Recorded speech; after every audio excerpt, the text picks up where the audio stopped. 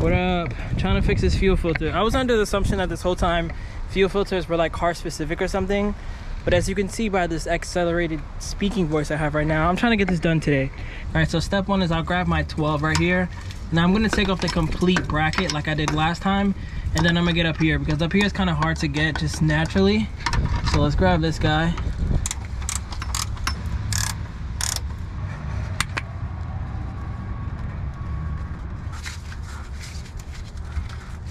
Finally. Now you're gonna take a 10 to get this bracket off.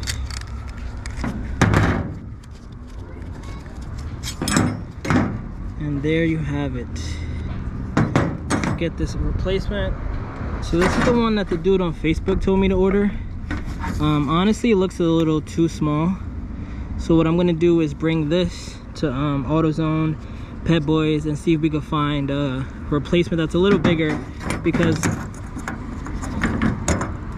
I mean, it's not really looking as OEM as I would like.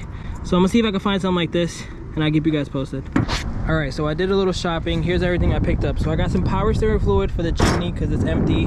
I got some seafoam that I want to use on the van and the Jimny once that's changed. And then I got some carburetor cleaner, which I want to use on the Jimny for sure because this thing is super gunky. But here's what I end up buying. So I got this one from AutoZone, and then I got this one from Advanced Auto Parts. As you can see, they're basically exactly the same. This one outlet is a little lower, as you can see. It ends back here for some reason. And then this is the one I got from Amazon, which is clearly way too small. I think the one I'm gonna end up using is this one, the one I got from Advanced Auto Parts. It just feels a little heavier. It's made in America, so maybe that's why I would use it. This one's made in Taiwan, and it just feels really lightweight. As far as fitment goes, it isn't perfect, as you can see. This one is a little bigger, which I guess that might help. But this side doesn't have a nipple, so I can put the fuel line all the way up to this piece right here, and then this one I can only really put it up to right here. So I might end up using these little clamps. That may help me out. And then for this side, again, this one has a lot more room, but this filter is longer, so I feel like this really shouldn't be an issue. I think my issue may be right here, but it is almost double the size, so I think it should be a-okay. I'm gonna line it up just like this, and I might add some like electrical tape or something just to kind of stop it from doing this, even though I think the line is strong enough where it won't do that. But just to be safe, I guess I'll add something here just so it doesn't move around at all. I don't want it moving, period. Forgot to mention this in the video, but the way I was able to find the filters at Advanced Auto Parts and AutoZone was I brought my OEM filter with me, and I knew the first question they were gonna ask me was make and model, and I told them, unfortunately my car is imported from Japan, so it's not gonna be in the system, but can I please go to the back and just see what filters you guys have? And I knew I'd be able to match it up something similar. I knew obviously they weren't gonna have this, but right here they're kind of similar. So I have the part numbers, that way you guys can use them. So one I end up using was from Advanced Auto Parts, and it's the Motorcraft Fuel Filter FG986B. I paid 15 bucks on eBay. It's 12, 13, 17, you know, same thing right here, but pretty cheap. And then the one I didn't end up using but looked like I could have used it was a Duralast Fuel Filter FF873DL. And I think it's for like Lincolns and stuff like that. It doesn't tell me exactly, but again, both around $15. Now back to the video. So here's the new fuel filter, and if it was original, it would sit around right here. But realistically, because of the way these ends are, it's gonna sit around the middle. So I'm gonna go around electrical tape maybe one more time just to kind of thicken this up. Right now, it's not too bad, but I think if I had one more line of electrical tape, that way it'll just sit nice and flush around like right here, and then it'll be perfect. Kind of have to squeeze it in. Yeah, now we're perfect. All right, so I think this is where I'm gonna leave it. The filter was moving around a little bit. That's why I got some zip ties and I connected it to that hard line right there. And it should be fine. I think with the electrical tape, the zip tie, and the clamps, I think it should be fine. Like I said, I really do wish it went deeper into the fuel filter itself, but for the time being at least, I think it should be fine. So let's start the car up.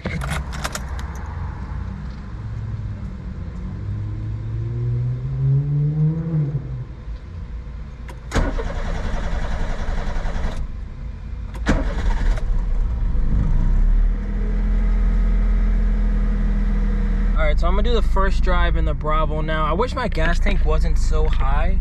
I definitely would add the seafoam right now to my gas tank, but I feel like at this point it's really not gonna be as effective. So Let me just drive regular around the block a couple times and see if it makes see if I can feel the difference at least. Make our first turn, I'm able to kind of punch it on this block. Let's see if I can feel the power back.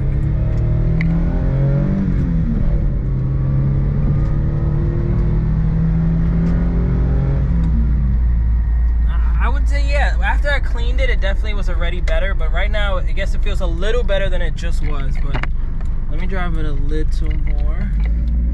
I feel like the biggest way I was able to tell was on the highway. Like 5th gear, felt like I was in a 4-speed at 90 kilometers an hour. The car was like screaming. But it isn't like a fast car where I could be like, wow, it's such a big difference. I think the biggest difference I feel is straight on acceleration. So once this guy moves, like when I was doing just a small little inch up before, it would just feel like it was gonna stall. Like it just felt trash.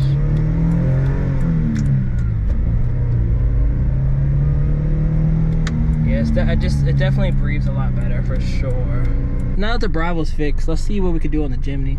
So I'm still waiting on my alternator belt to come in from Japan. That should be here any day now, but last time I looked, my power steering was pretty low. So I'm gonna add some right now before I get any air in the system. Now let's start this car for the first time in a couple of days.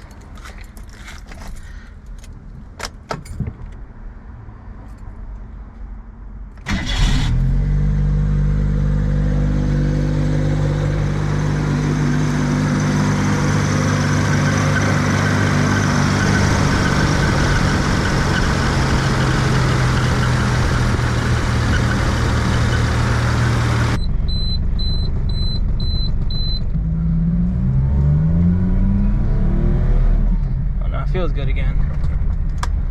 It feels nice and peppy again. Let's see.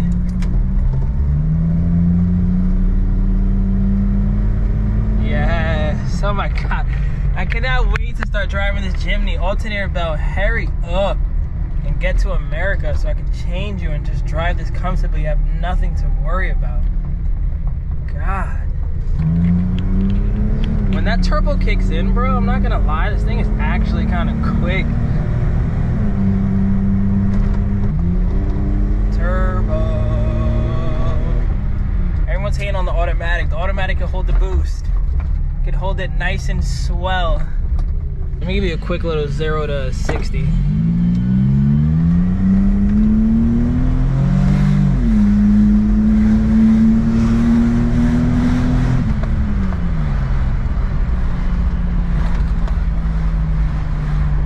So I'm going to end the video here. Thank you guys for watching. The van is officially fixed, aka I will be driving the Bravo to Boston this weekend. So if you guys live in Boston, you guys want to do like a K-truck meetup, I'm going to be there Friday, Saturday, and maybe all day Sunday.